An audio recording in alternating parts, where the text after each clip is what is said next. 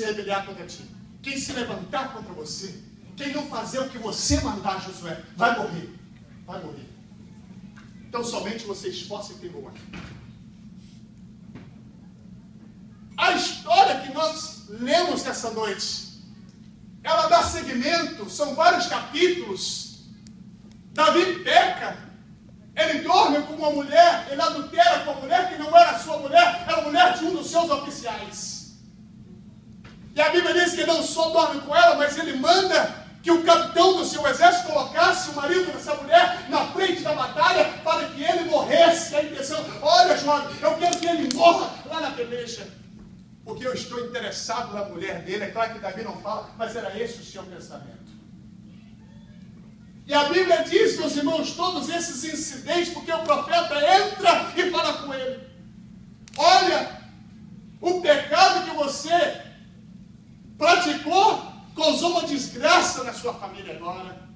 O Senhor vai te perdoar, mas a espada do Senhor não sairá da tua casa. Morre o filho, amor adultera com a sua irmã, né? Comete incesto. Tudo isso que nós acabamos de falar. Davi não sabia disso, irmãos. O prazer, quando você está diante do pecado, você não consegue enxergar. Você só vê aquele momento, mas aquele momento vai te trazer uma eternidade de desgraça sobre a sua vida. A Bíblia diz que Absalão matou o seu irmão e fugiu para uma terra chamada Gesur.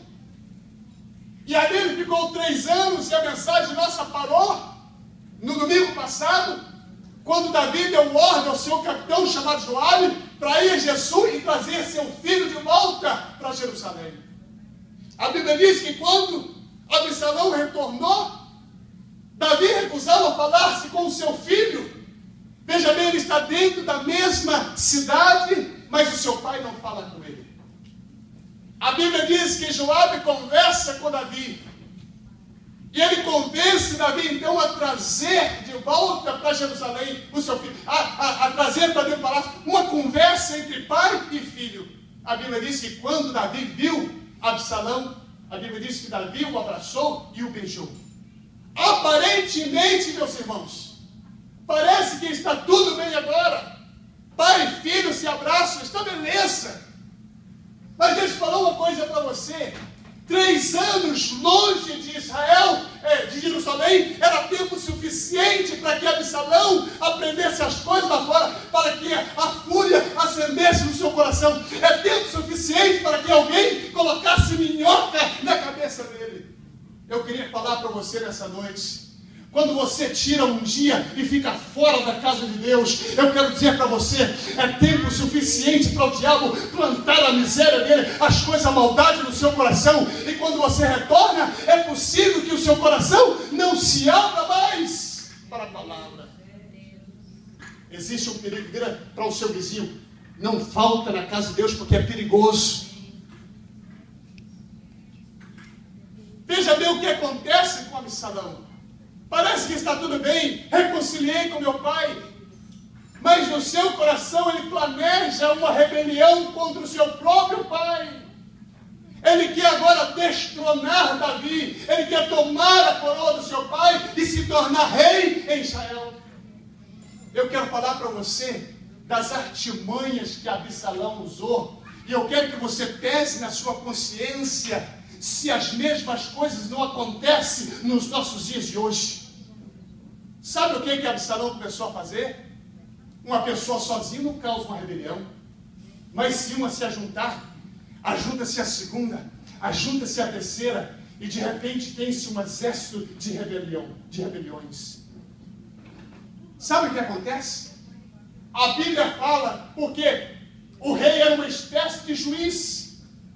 A Bíblia diz que numa esquina da cidade, na porta, se reuniam as pessoas para tratarem-se de conselhos, para dar conselhos. Era um lugar apropriado. E a Bíblia diz que Absalão se colocou numa das esquinas, perto do palácio do seu pai. Você está comigo? Diga amém. Ele se colocou pertinho do palácio. E quando as pessoas que vinham pedir conselho ao seu pai vinham passando, ele falou: ei, Vem cá. Ele identificava a pessoa, mas ele começava com uma conversa mole. Ele falava: de onde você é? De que lugar você vem? São aquelas mesmas conversas fajudas de quando o rapazinho quer ver uma menina bonita. De onde você é? Do Brasil. Aquelas conversas fajudas, e as mulheres às vezes caem nessas lorotas. Veja bem o que acontece. De onde você é? E quando a pessoa falava para ele: eu sou da tribo de Efraim, ele falava: olha, eu sou da tribo de Judá. E a tribo de Judá era uma das mais poderosas das tribos de Israel. E ele falava assim: olha, o que você está vindo fazer? Eu estou vindo tratar de um conselho com o rei, eu estou vindo me aconselhar com ele. E de repente ele falava assim: olha, o rei não tem tempo, ele está sempre ocupado. Divide comigo aqui isso que você está sentindo, fala comigo. Não era a posição dele. E a Bíblia diz que a pessoa começava a se abrir. E se era caso bárbaro, se fosse estupro, se fosse qualquer outra coisa, roubado, ele fala: a sua causa é justa, viu? Você está certo, você não está errado nessa causa. O que Absalão queria era ganhar a confiança das pessoas, mais do que elas tinham no seu pai, o rei Davi. Sabe de uma coisa? Sabe como que ele fazia? Duas coisas finais, para você ver como que Absalão agia. Quando ele terminava de dar o conselho para a pessoa, ele dizia para a pessoa assim: ah, rapaz, quem me dera reinar nesse lugar. Ele fala: quem pudera, se eu pudesse ser juiz nesse lugar, para poder julgar a causa das pessoas, dar ouvido a elas. Não é tudo que as pessoas querem ouvir? Alô? Não é tudo que as pessoas, quando você diz: o pastor é pisado, o pastor não tem tempo, eu vou te dar ouvido, a pessoa se assenta com você e abre, e a gente não entende que nós estamos causando uma rebelião e de que Deus não está nesse negócio.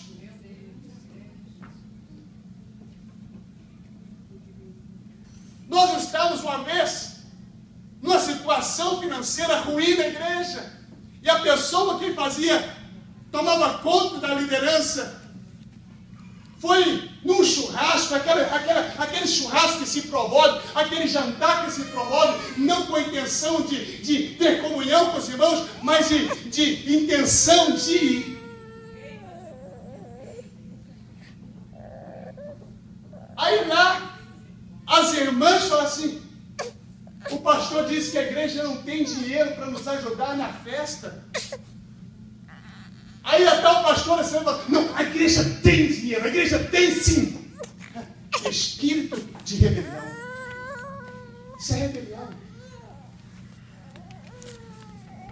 Outro, ouvindo na casa, conversando com a pessoa, e de repente a pessoa disse alguma coisa que possivelmente nós estamos fazendo, pelo menos no pensamento da pessoa, e a pessoa que ouvia disse assim: não, se o pastor está fazendo isso, ele está errado, viu? As pessoas não apuram fatos. Eu descobri, meu irmão, que 80% da igreja às vezes está num ato de rebelião sem saber que está se rebeliando. Nós nos rebeliamos sem ter noção do que nós estamos fazendo. Pensamos que estamos fazendo um bem para a obra de Deus e estamos destruindo a obra de Deus. Pensamos que estamos alimentando o rebanho e estamos quitando, secando o capim do rebanho. A Bíblia diz que Absalão dizia, depois de contar aquele monte de conversa mole: quem me dera se eu fosse juiz aqui, viu, rapaz? O povo não teria esse problema que tem com Davi, meu pai. Eu me assentaria, ouviria um por um. Sabe por quê? Ele não falou reinar, ele disse julgar, ser juiz. Porque a posição de julgamento só cabia ao rei, não cabia mais ninguém. Mas ele não teve ousadia. Quem me dera ser rei. Começa por baixo, a rebelião começa aqui, ela vai crescendo, ela vai crescendo, ela vai crescendo, e quando você se dá por conta, já destruiu tudo. A Bíblia diz que a última coisa que Absalão fazia... que coisa gostosa, nós gostamos muito disso. Geralmente as pessoas beijam na mão do Papa. Geralmente as pessoas beijam na mão das celebridades. Mas Absalão está disposto a fazer o contrário. Eu beijo na sua mão. Lê, está na Bíblia. Começa no capítulo 12, capítulo 13, e você verá todos esses atos de Absalão. Sabe o que acontece? A Bíblia diz que de repente entrou alguém na casa de Davi gritando: proclamaram Absalão rei em Hebrom. Havia vários templos em Jerusalém. Havia templos em várias áreas que não estavam lá de pé, eles estavam ativos. E Absalão escolheu Hebrom, e lá estava um santuário. Lá naquele lugar ele se proclamou rei. E havia muitos homens que creram. Alguns diziam assim: Davi nunca terá chances contra esse homem novo, forte. Eu vou ficar com ele. Outros decidiram ficar com Davi. Mas veja bem quão terrível foi, irmãos.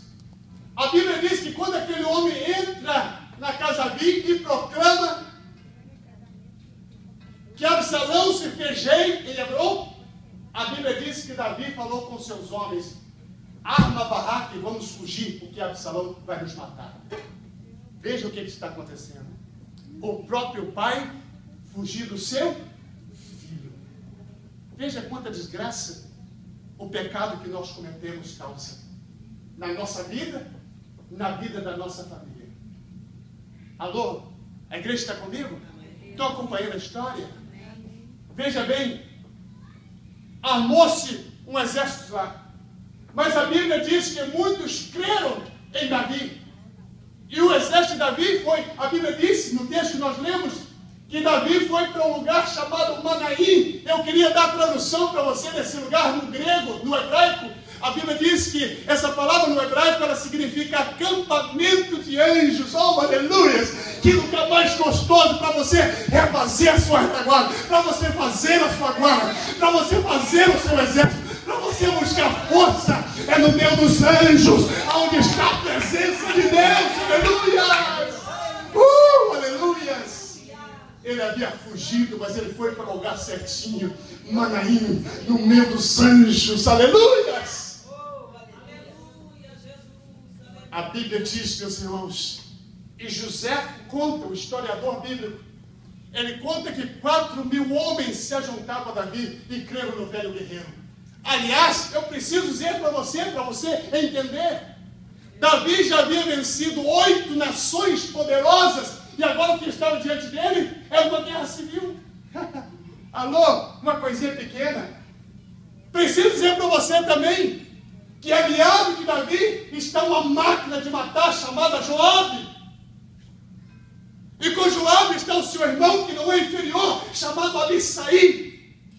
E depois um outro soldado valioso chamado Itai. E a Bíblia diz que Davi chamou os 3 homens valentes. E quando todos souberam que Joabe estava do lado de Davi, já estremeceram, porque o homem matava mesmo. A Bíblia diz que Davi dividiu o seu grupo, o seu exército, os 4.000 homens, em esquadrões de 1.000 e de 100. E ele deu uma ordem para os seus capitães. Quem são eles? Joabe, Abisai e Itai. Ou Itaí, como você quer dizer. A Bíblia diz que Davi deu ordem para eles. E Davi se pôs no portão da guarda do palácio e viu o exército sair. E ele diz assim: eu irei contigo.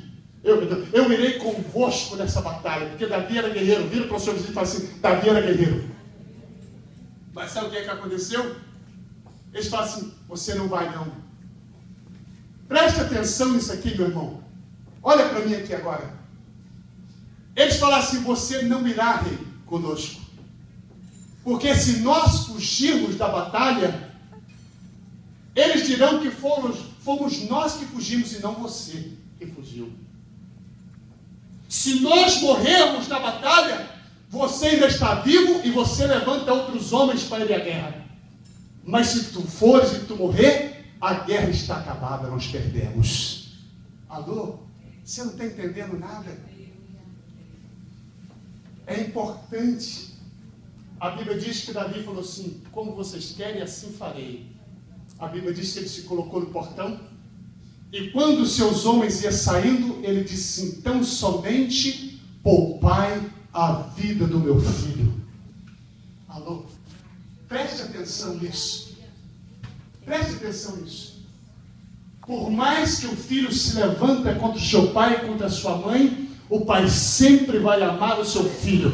A sua mãe sempre vai amar. Não existe nada. O vizinho pode dizer: mata esse miserável, põe ele na cadeia. Mas a mãe põe-se a interceder pelo seu filho. O pai ora e fala: Senhor, salva. A sua mãe ama o filho. Aleluia. O seu pai ama o seu filho. Eu queria dizer para você nessa noite: não importa o que você tem feito, não importa por onde você tem andado, o amor de Deus não morreu, o amor de Deus permanece. Ele segue amando e Ele espera você com os braços abertos para te abraçar e dizer: bem-vindo, meu filho. Aleluia. Preste atenção. A Bíblia diz que Davi pede para pouparem a vida de Absalão. Poupa a vida do rebeliador. Poupa a vida dele. Ele está causando essa desgraça humana. Vocês poupem a vida dele. Mas veja bem o que acontece. A Bíblia diz que travaram uma batalha num bosque. Alô? Num bosque. E a Bíblia diz que naquele dia 20.000 pessoas perderam a sua vida. Você está entendendo o que a rebelião causa? 20.000 homens soldados morreram só por parte do grupo de Absalão. Só por parte do grupo dele. Espada para lá e come para cá e para lá e corre para lá, e cavalo desse lado e para outro lado. A Bíblia diz que de repente, com aquela matança toda, Absalão viu que seus homens estavam morrendo tudo. Ele vai tentar uma fuga.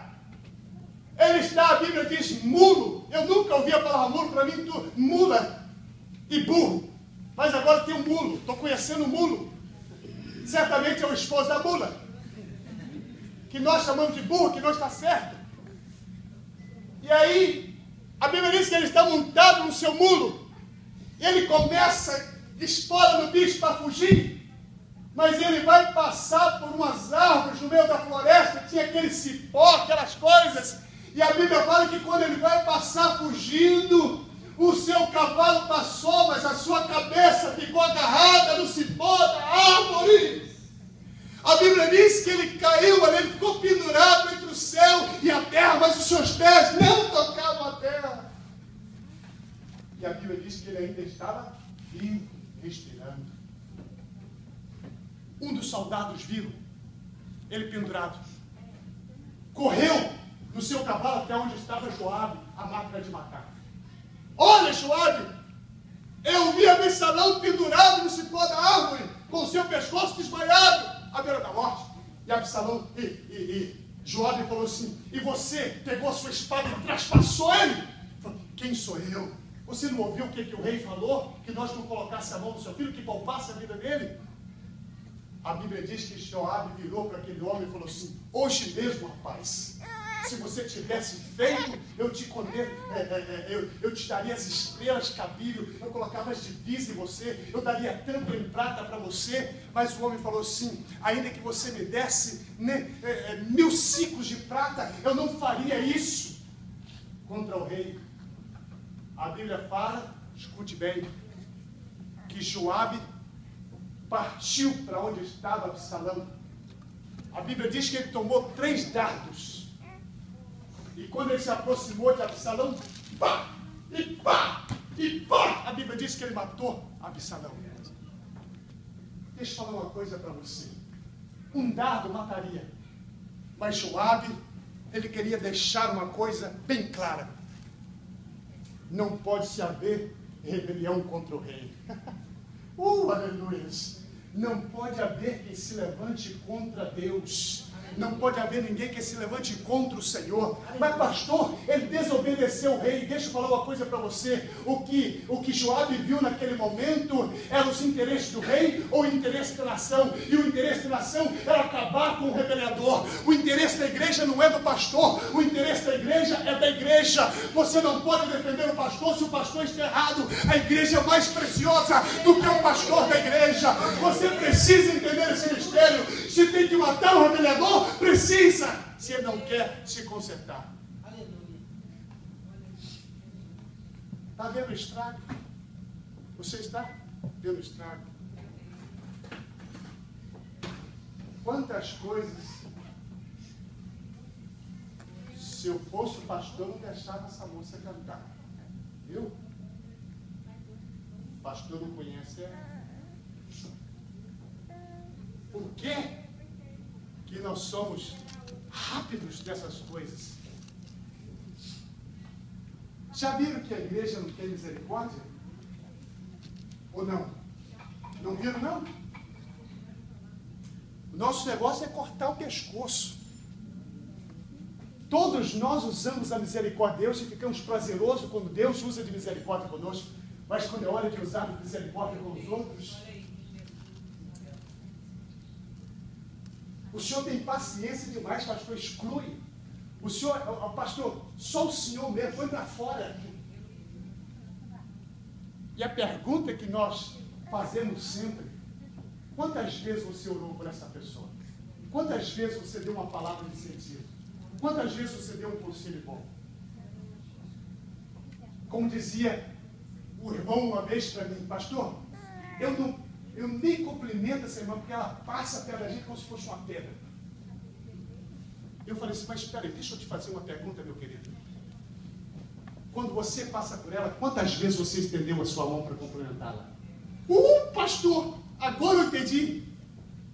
Ela faz comigo exatamente o que eu faço com ela. Meu Deus. Deixa bem. Estão entendendo? Quando é que nós vamos entender que uma alma para o Senhor vale mais do que o mundo inteiro? Nós estamos falando de rebelião. Rebelião no trabalho. Olha, patrão, esse rapaz está trabalhando. Você é ruim de pincel para lá. Eu faço 2 quadros enquanto ele está na metade na parede.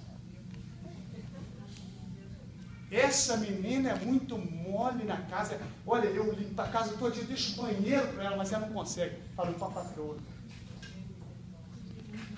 Qual é o interesse dessa pessoa? Em dedurar a outra no trabalho? Seria para ganhar mais? Para derrubar? Tem várias coisas. Nós agimos com rebelião e não entendemos que estamos rebeliando. Não temos crescimento. Não temos. Mas eu vim para falar para você nessa noite que o espírito de rebelião vai deixar o corpo de Cristo, a igreja do Senhor. Vou repetir para você. Esse espírito de rebelião vai deixar o corpo de Cristo, a igreja. Eu quero convidar você a se colocar de pé. Oh, aleluia.